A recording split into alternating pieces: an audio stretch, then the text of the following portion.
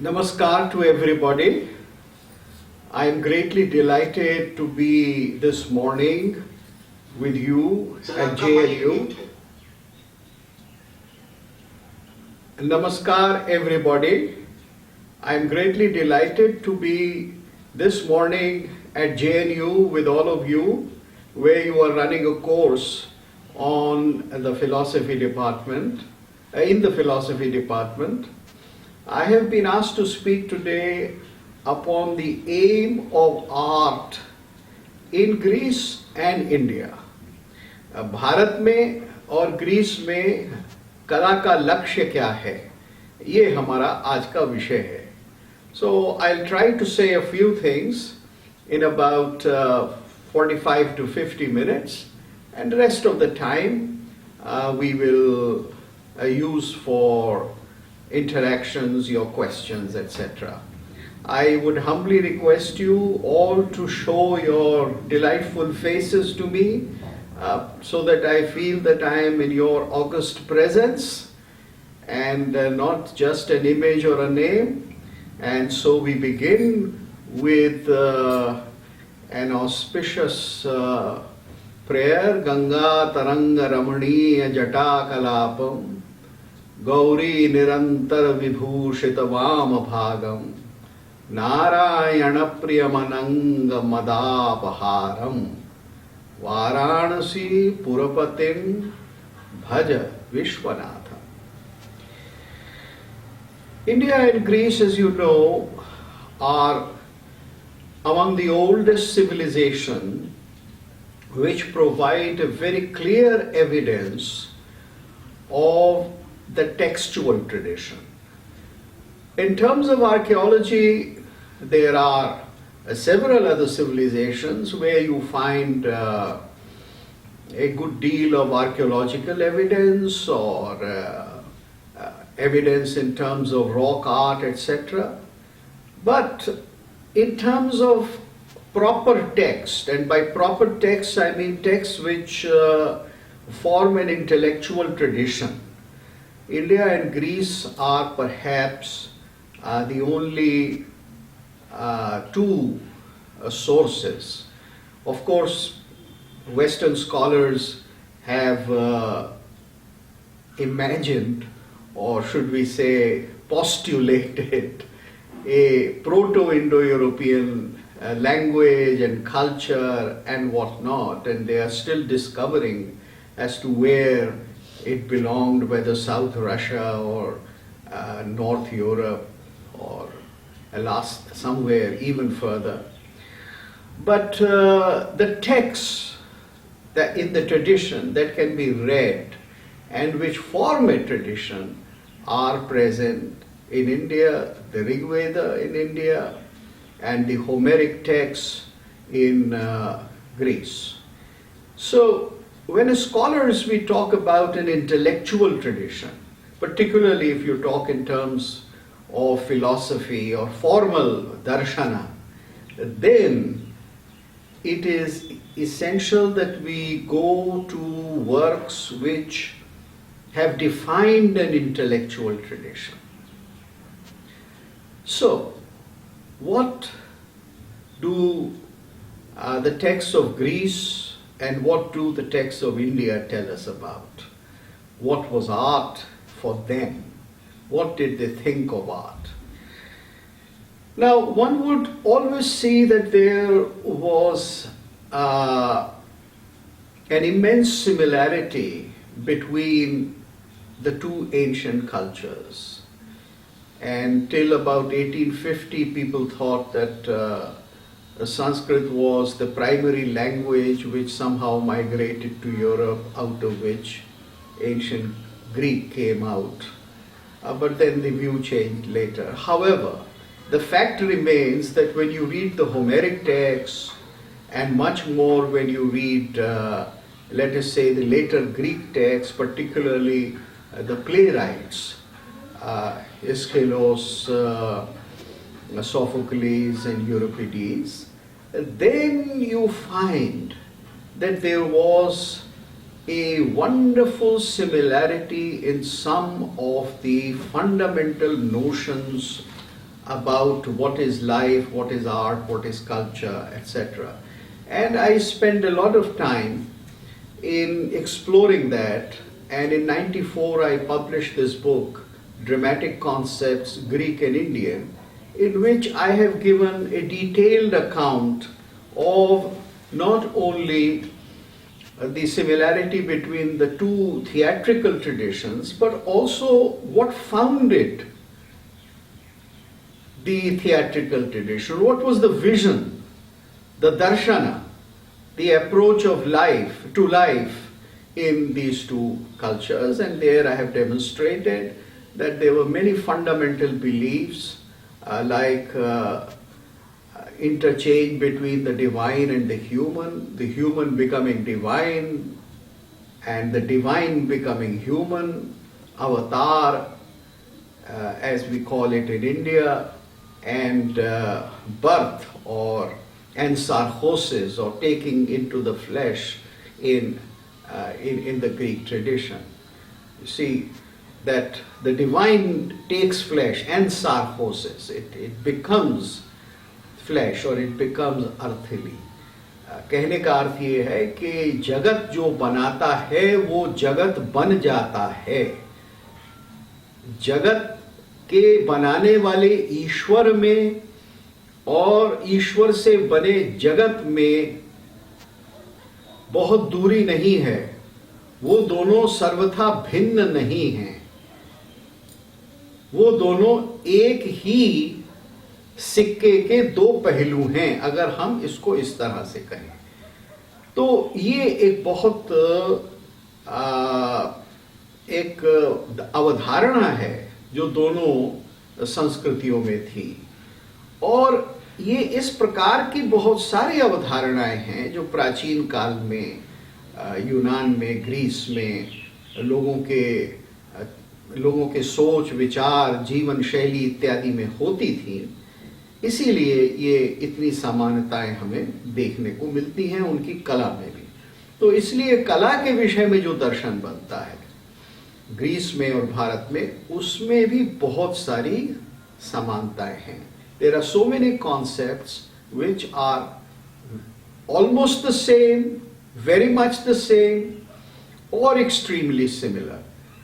वास्तव में अगर ये देखा जाए कि जिसको हम ग्रीस की संस्कृति कहते हैं, the culture which could be called classical Greek culture, because there is one aspect of Greek culture which started with the advent of Christianity. Christianity के आने के बाद ग्रीस एक दूसरी कहानी है, लेकिन Christianity से पहले जो classical culture है जिसको यूरोप ने रिवाइव किया Renaissance में, that is a different story. So we are talking about that. We are talking about the classical period and the classical notions of what is the world, what is God, what is earth, what are the gods, etc., etc. So if you look at that, then you see this immense similarity. And this immense similarity is very important because it has been interpreted in different ways by the Westerners and the Easterners. The West, because in Renaissance Europe, was dependent for a great intellectual revival upon the Greek texts. So the West thinks that Greece is their intellectual forefather, and they are the inheritors of the so-called tradition of the West, which includes Greece. Whereas if you look at what is the fact and what is the truth in terms of the texts that survive, then you find that at that time there was nothing like West. There was Greece, there was Egypt, there was China, there was India, and there were parts of Africa, and the major cultures were the ancient cultures, and there the similarities between India and Greece were immense. And Greeks, ancient Greeks, held India as well as Egypt in very great veneration, and they thought that they had learned a lot from them, and they did. For instance, if you see all Greek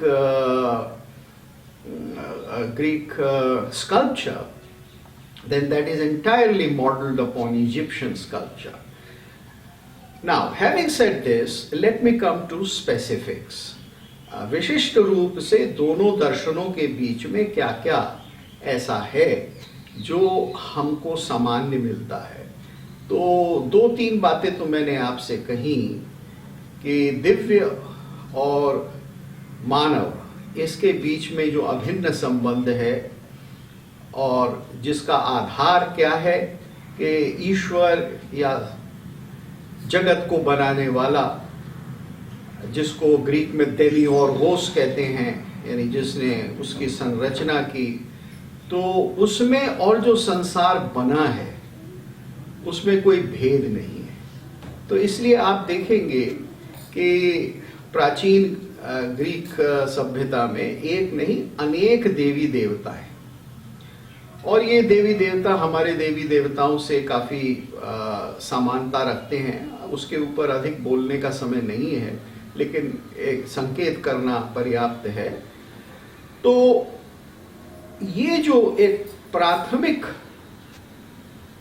दृष्टि है या एक अवधारणा है कि मनुष्य दिव्य से भिन्न नहीं है, ये बात दूसरी है कि दिव्य तो दिव्य ही है और मनुष्य को हमेशा उसकी इच्छा के ऊपर ही निर्भर रहना पड़ता है।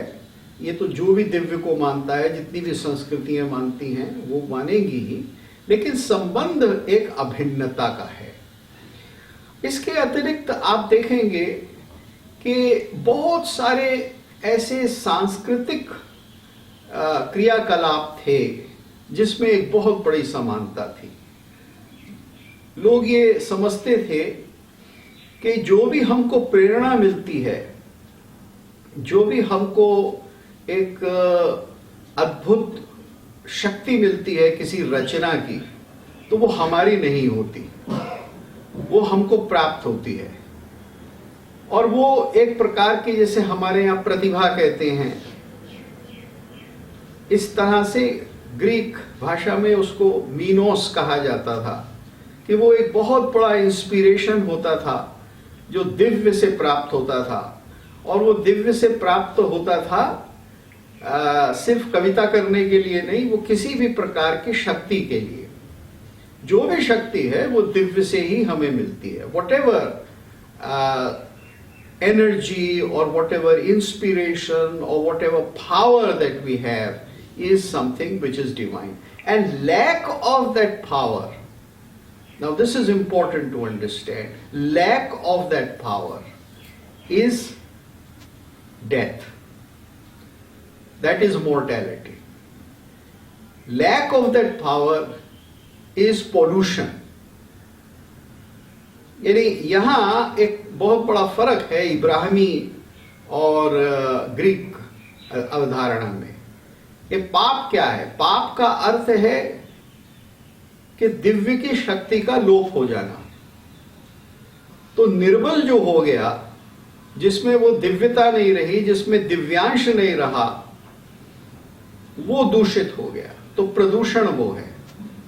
और जिसको हम शुद्ध को हमारे यहाँ संस्कृत में शुचि कहा गया है, और जितनी भी क्रिया है वो शौच है। इसी तरह से उन्होंने जो दोष है उसको मियास्मा कहा। और जब मियास्मा से आपको छुट्टी मिल जाती है तो फिर आप शुद्ध हो जाते हैं। उसके लिए ग्रीक शब्द है काथारोस, जिससे एक शब्द काथारसिस आप परिचित हैं, जिससे साहित्य में हम लोग बहुत, यानी वो एक विशेष प्रकार की शुद्धि है काथारसिस, चित्त की शुद्धि।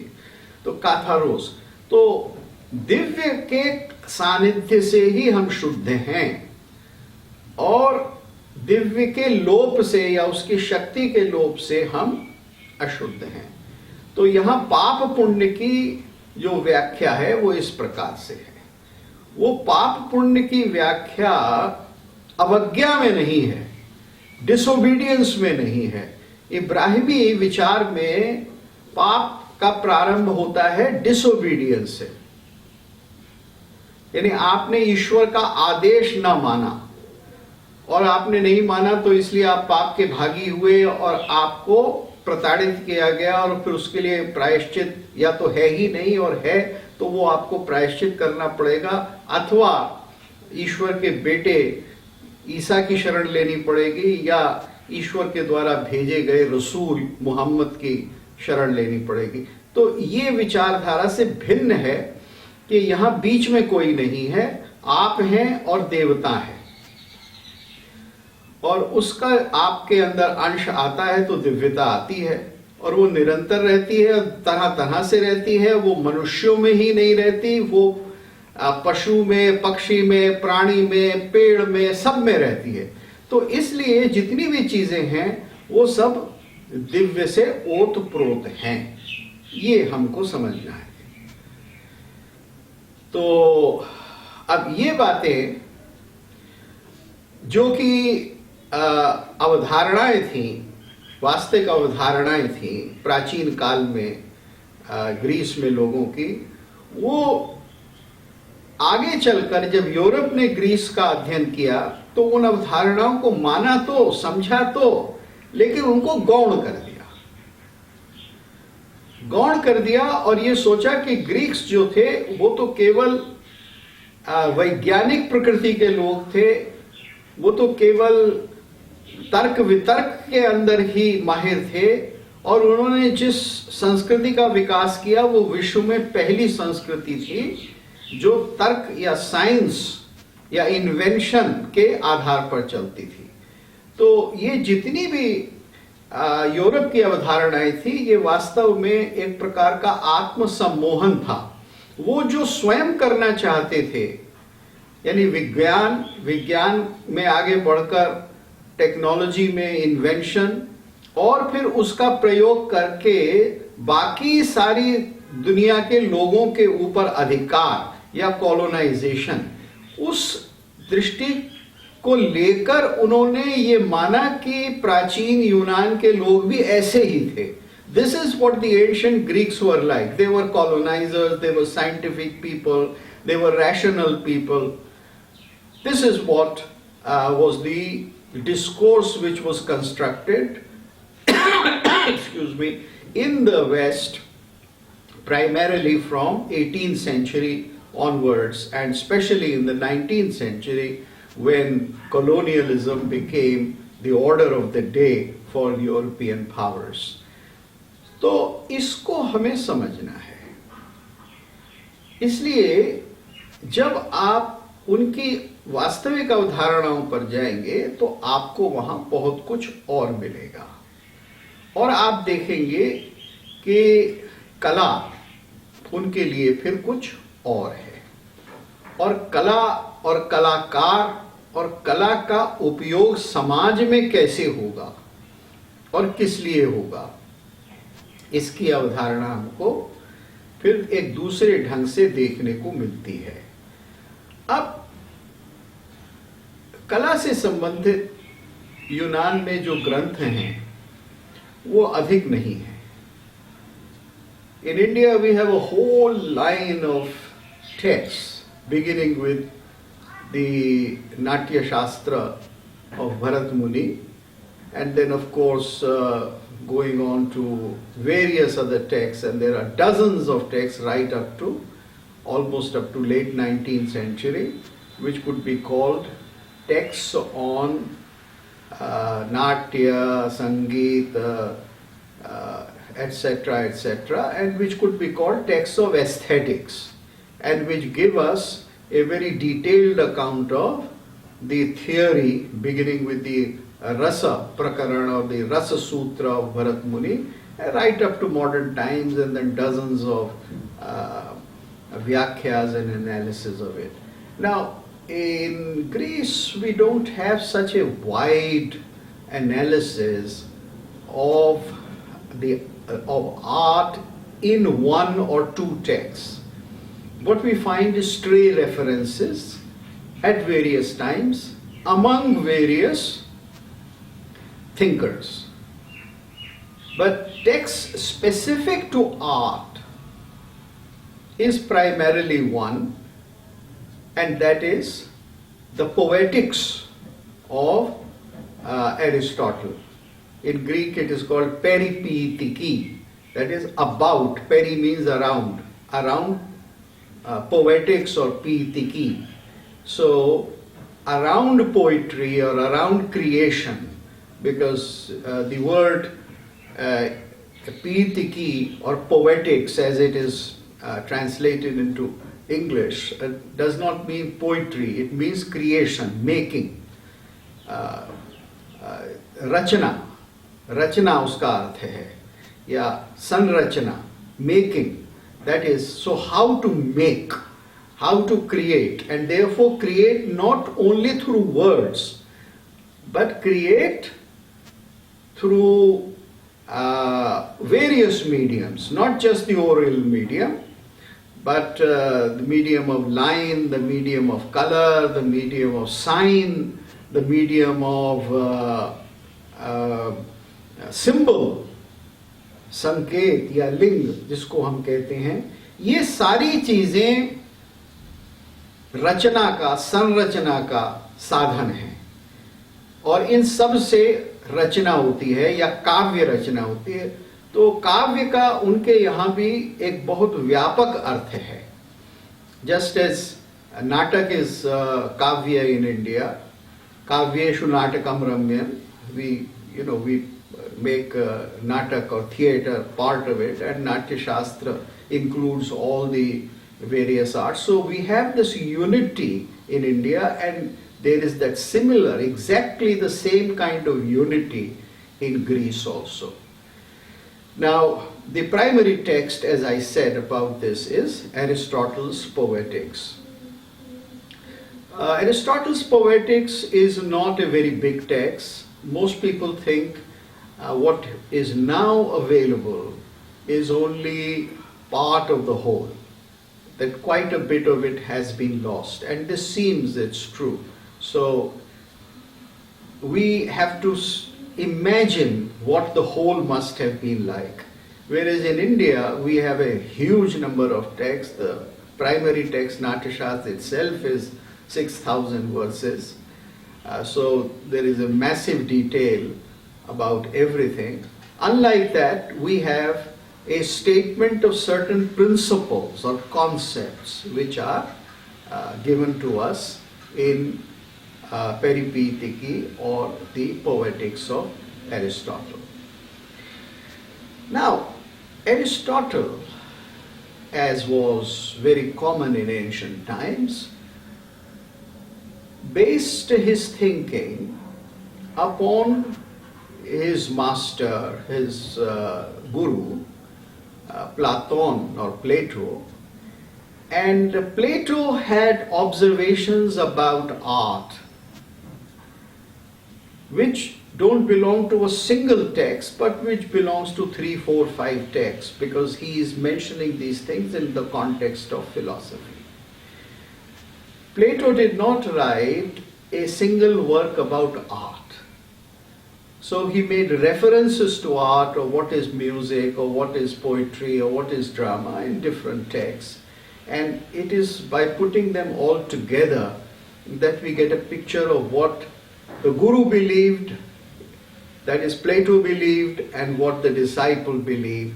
And then we get a picture of what was the difference between the two views, and how the view of Aristotle influenced the rest of theory of art in Greece and later on in Europe, until modern times in the western part of the world. So let's go into an examination of that, and let us see what Plato had to say. Plato based his theory of art on what may be called metaphysics. That is, what is the true nature of reality? He says, let's first decide what is truth. What is the real thing? What is this world about? And as you know, that Plato said that this world which we see is not the ultimate world. This is a changing world. This is an incomplete world. There is immense imperfection in it. But this is based upon something which is perfect. Now, where is that perfect? How do we get an idea of that perfect? And what is behind this world? What is behind, let us say, a glass, a tumbler, a horse, or any other object, a cloud or a mountain that we see in this world? Now, Plato's idea was that this world which is created, which is an effect of a cause, was perfect. The cause is perfect. Now, this is something common to most philosophical systems, that the first mover or the initial reality is the Adi. It is the beginning. It is the source from which everything else comes. So Plato, as you know, said that this world is a reflection or is a result of the real, which would be called as and defined as eidos, or in plural, eidola. That is, everything is dependent upon a real perfect thing which exists, which has also been called with the word idea in English, idea or ideia in Greek. So the real is that, and it's only the wise, it's only somebody who can perhaps imagine it or maybe see it. Greek philosophy or Platonic philosophy is not very clear as to who can see it, when, and what are the qualifications. That is not something which they have gone deeply into it, or Plato has not gone deeply into it. Unlike Indian philosophers who have defined as to what is the final state of realization or knowledge and how you progress in steps to it. Now, that kind of an investigation was not done by Plato. But for our purpose, for the purpose of art, it is enough to know that he believed that this world of ideas exists, and this world of idea is the cause of this present world, and in whatever we see, experience through our limited senses in this world is an icon, is an image of the ideal.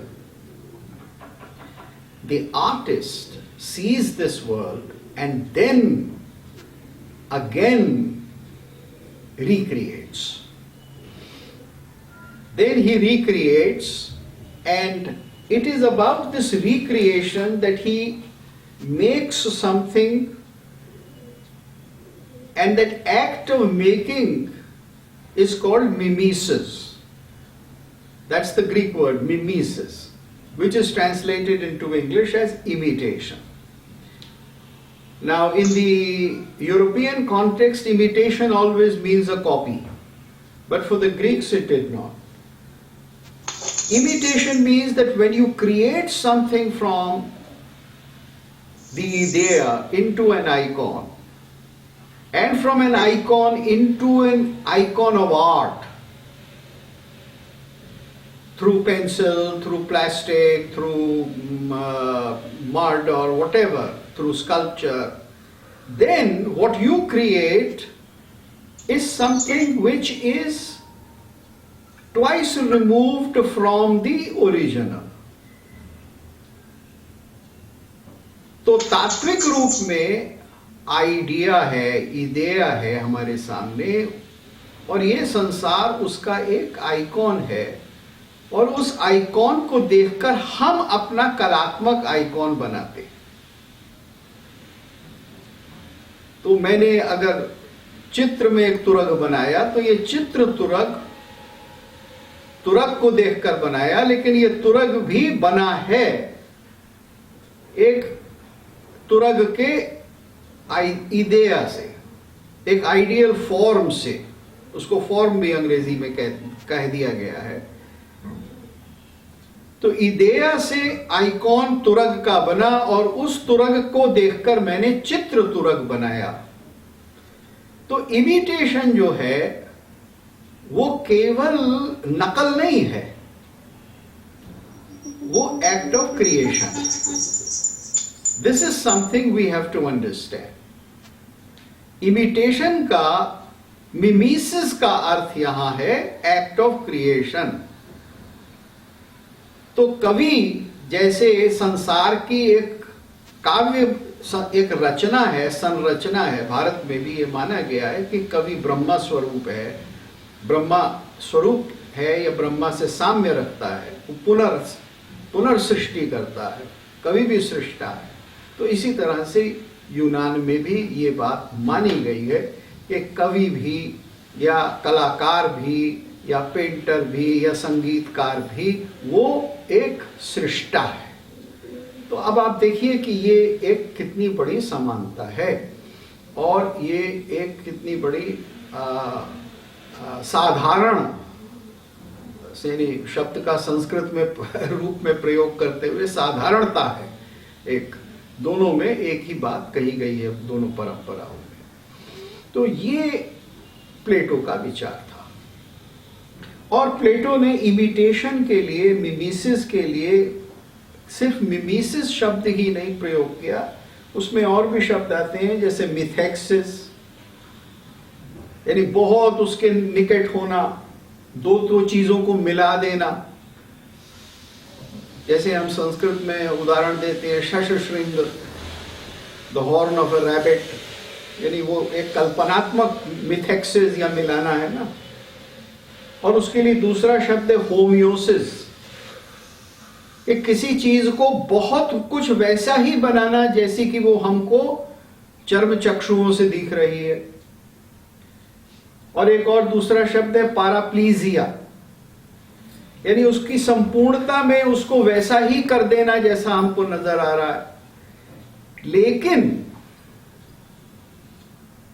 ये माना जाएगा कि वो एक पुनर्रचना है। अब यहां बात ये होती है कि ये पुनर्रचना है तो ये सत्य के कितनी निकट है। तो प्लेटो का ये कहना है कि ये सत्य से दूर है, कि ये संसार भी सत्य से दूर है, और कला फिर संसार से और दूर है। तो अंग्रेजी में बड़ा कॉमन मुहावरा है that art is twice removed from reality. तो प्लेटो के मत का ये इस तरह से संकलन कर देते हैं। प्लेटो thought that art is something which is not close to reality but twice removed from reality.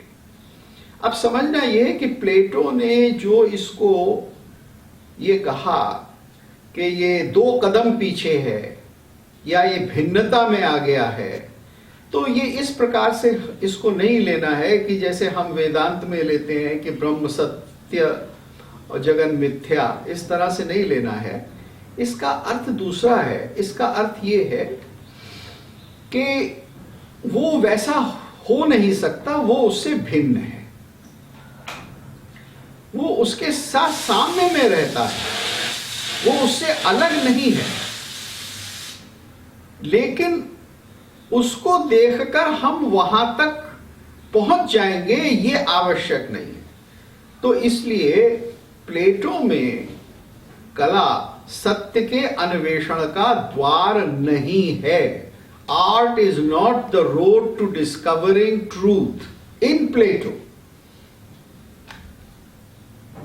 क्योंकि प्लेटो की दृष्टि केवल मेटाफिजिकल है। Plato is only concerned about the metaphysical reality. Very often people dislike Plato on this, but they must understand, we must understand what Plato is emphasizing. He is emphasizing that art is not a door to understanding reality. अब यहाँ गुरु और चेले में भेद आ जाता है. For Aristotle, art is something which leads you to reality. वो इसलिए, why is it so? Because Aristotle thought that he does not mention it so clearly, but he indicates that truth, or whatever is the real, whatever is the ethos, that is part of this world, that is contained in this world. वो यहाँ से दूर नहीं है. It is not somewhere in an ideal place far removed from the world. It is in it. तो संसार के भीतर ही उसका सत्य है. The icon and the idola are one, and the artist is capable of seeing the idola or the ethos or the form. So art leads you to form. जैसे आप अगर किसी व्यक्ति से मिलते हैं तो उससे बातचीत करके आपको उसके मन की दशा का पता हो जाता है, उसके मन को आप जान जाते हैं. ये एक दृष्टांत दे रहा हूं केवल. इसी तरह से कला, ये मान लिया एरिस्टोटल ने भी कि कला वो इस जगत का इमिटेशन है, लेकिन ये इमिटेशन हमें सत्य की ओर ले जाता है. और वो ये कहते हैं कि बच्चे इमिटेट करते हैं, बच्चे सीखते ही ऐसे हैं, सीखने की प्रक्रिया ही ऐसी है. The only way to learn is to imitate. A little child starts imitating the adult, and imitation is what leads to knowledge. This is the fundamental difference. So art becomes a door to knowledge. और आप जानते हैं कि हमारे यहाँ फिर वो तो कला को जो है वो मोक्ष का द्वार कहा गया है, ज्ञान का द्वार कहा गया है. वीणा वादन तत्वज्ञो जाति श्रुति विशारदः तालज्ञो अप्रयासेन मोक्ष मार्गम अधिगच्छति. ये उसमें भी दिया है याज्ञवल्क्य स्मृति में, और बहुत पहले से कई ऐसे उदाहरण हैं कि हमने ये माना है कि जो परम सत्य है उसके दर्शन की ओर हमें ले जाता है. और ये भट्ट नायक ने तो उसको ब्रह्मानंद सहोदर रस को कह ही दिया कि जो नाट्य रस है, काव्य रस है, कला में जो रस है वो ब्रह्मानंद जैसा ही नहीं है, ब्रह्मानंद नहीं है, लेकिन ब्रह्मानंद का सहोदर है. तो जैसे एक भाई को देखकर दूसरे भाई का ज्ञान हो जाता है, इसी तरह से कला जो है वो देहरी द्वीप है, वो अंतर और बाहर दोनों को उजागर कर देती है. So this is A similarity between Aristotle's concept and the Indian concept. Now the consequences of these things are very great. The consequence is that if art is something which is constantly making your life better, then art becomes highly valued. Art becomes essential for what may be called life. Living, good living, or a continuous pleasurable living. So continuous pleasurable living needs art, and therefore in all Greek thought art is ever present, and it is the hallmark of the human being as different from the animals. मनुष्य को पशु से जो अलग करता है वो कला है. और ये विचार आप हमारे यहाँ भी आपको मिल ही जाते हैं बहुत सामान्य रूप से. एक कला विहीन जो है वो पशु समान है. अब इसका प्रारंभ में ही होमर में ही आप इसके पूरे संकेत देख लेते हैं, और आगे चलकर जो नाट्य बना, जो ग्रीस के अंदर जितना भी काव्य लिखा गया, उस सब में इसका हमको दर्शन होता है।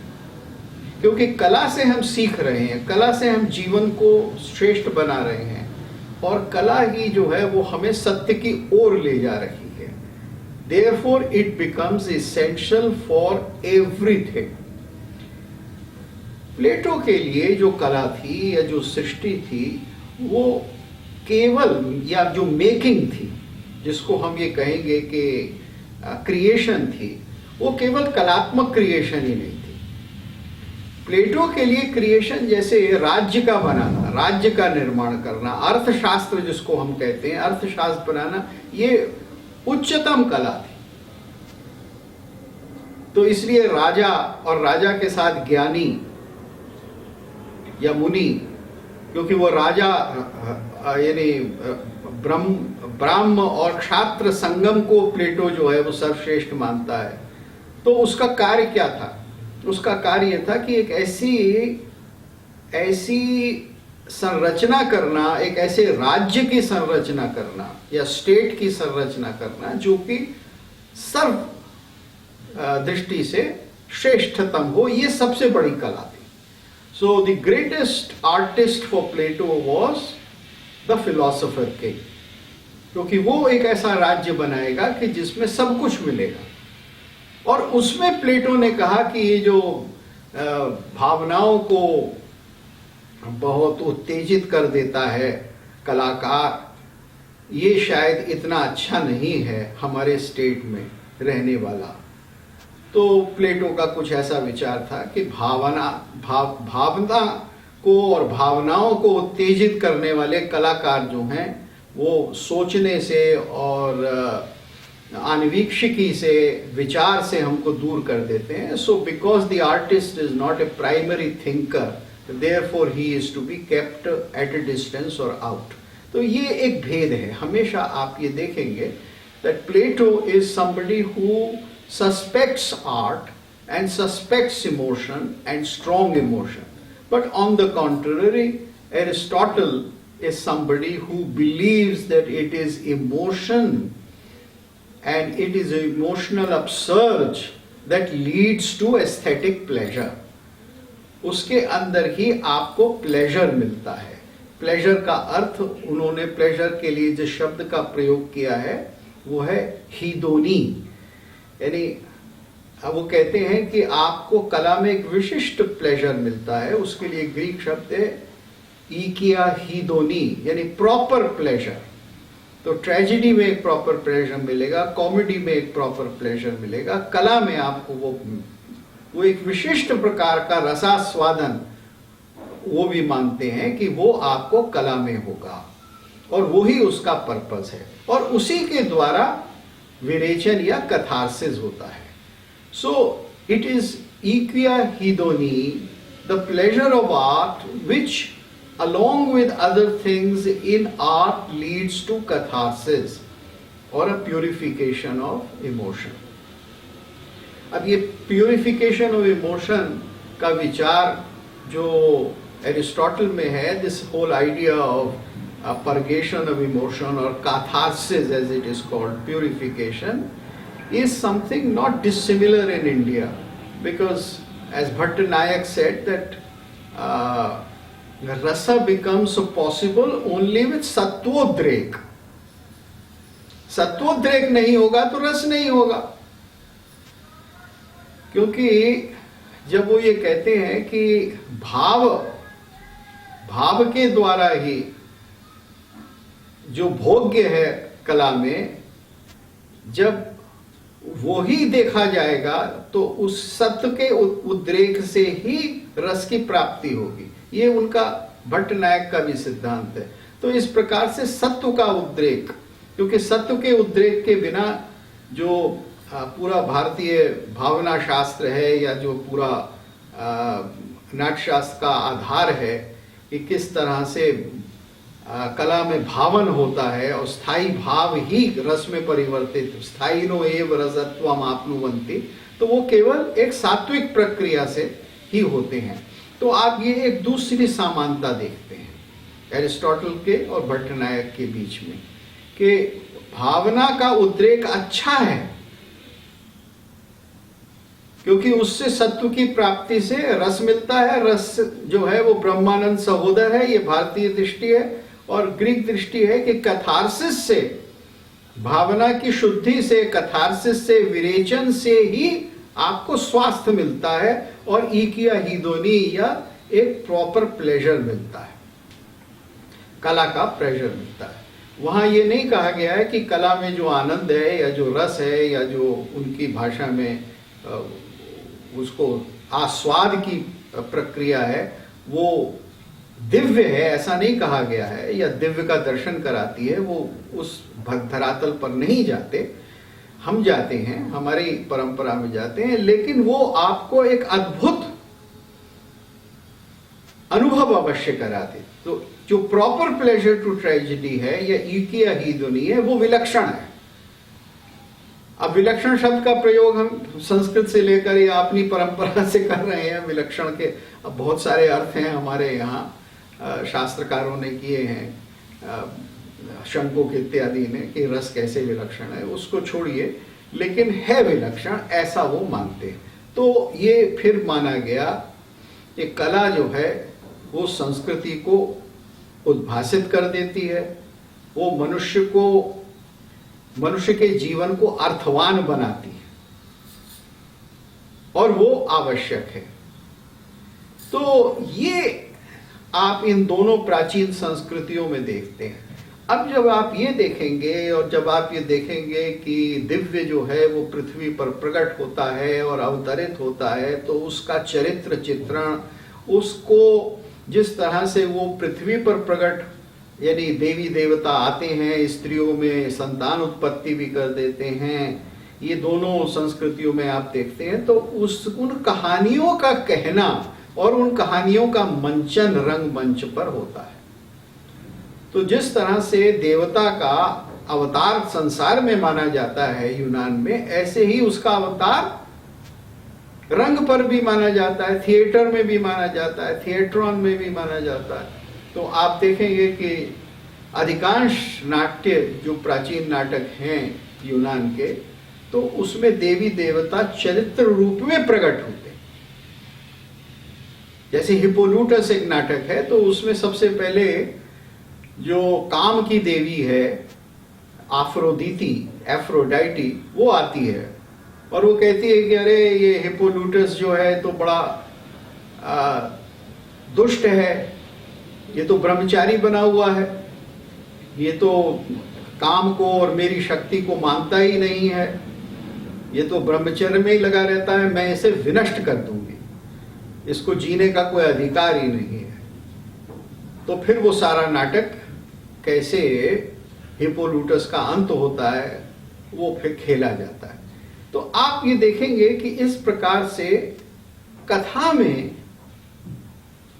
दिव्य पात्र आ जाते हैं।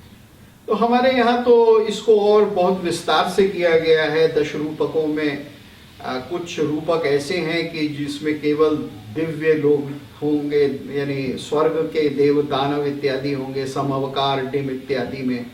और फिर कुछ ऐसे होंगे नाटक जिसमें नायक जो है वो स्वर्ग जाएगा, जैसे दुष्यंत जाते हैं। कुछ दूसरे होंगे, हमारे यहाँ 10 रूपक हैं, बहुत सारी विधाएं हैं। तो हमारे यहाँ भी ये माना गया है, ये खेला गया है, क्योंकि ये दोनों संस्कृतियों में एक अवधारणा थी कि देवता आते हैं, देवता हमारे बीच में रहते हैं, और मनुष्य और देवताओं में कोई मौलिक अंतर नहीं है। अंतर होते हुए भी वो एक हैं और भेद भी है। ये बात जो है वो अच्छी तरह से मान ली जाती है। तो आप ये देखते हैं कि यहां कला का लक्ष्य फिर क्या हो जाता है। यहां कला का लक्ष्य दोनों संस्कृतियों में किसी न किसी प्रकार से अपने जीवन को श्रेष्ठ बनाने का हो जाता है।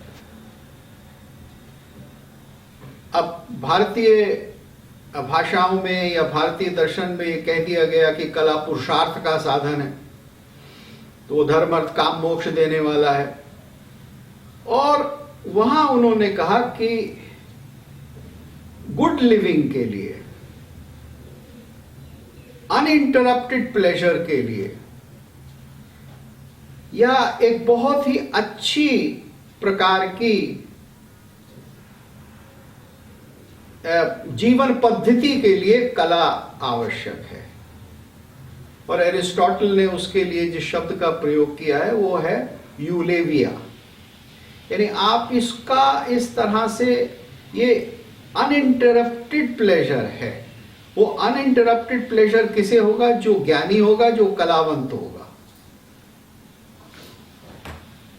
तो कला आपके जीवन को ही श्रेष्ठ कर देती है। इसलिए ये बहुत, आप देखेंगे इन दोनों संस्कृतियों में, आप देखेंगे कि इन दोनों संस्कृतियों में समाज ने कला की संरचना करने के लिए और कला को समाज का एक अभिन्न अंग बनाने के लिए बहुत प्रयास किया, बहुत धन लगाया। The amount of investment that ancient Greece made into art is immense. There is no comparison in the world except that of India. You find the same thing is true about India. India invested so much in art, and India created an economy around art. After all, what was temple economy? It was an economy around art, around philosophy, around culture, around philosophic values, sophistication. And you find pretty much the same thing in ancient Greece also. The Greek temples were the place where great dramatic festivals were held. It was the place where that used to be a territory, a holy territory of the temple, of the god, of the famous temple, where people would go for knowledge, for understanding, for meeting each other. So both the cultures thought that this is where, if there is divinity, अगर दिव्य का वहां प्रागट्य है, तो वो क्षेत्र पवित्र है और वही ज्ञान का क्षेत्र है. Now that kind of a practice you find, of course it is done in different ways, because every culture devises its own strategies and its own institutions to pursue things. And so there are different institutions in Greece and ancient India and different sociological setup. But this idea that art and divinity are closely related, or are in fact the two sides of the same coin, is a common notion. Now this is very different from what the Europeans normally think about Greek art. Because the history of Europe regarding Greek art is very different. Unfortunately, when the Christians came, then they had entirely different values about art, about divine, about what is good for human beings, what is a sin and what is permissible. And so, as you all know, they destroyed Greek art because they thought that the Greeks were practicing something which is sinful. And because the Christians were given to the doctrine, to the Jewish doctrine of iconoclasm, because they hated any kind of worship of the icons, worship of the murtis in our terms. Therefore they destroyed all the temples and much of Greek art. तो जिस तरह से इस्लाम ने भारत में आकर एक बहुत बड़ा तांडव किया बुद्ध शिकनी का, इसी तरह से ईसाइयों ने 300 350 के लगभग ये यूनान में काम शुरू किया, और इसके विषय में आप पढ़ सकते हैं।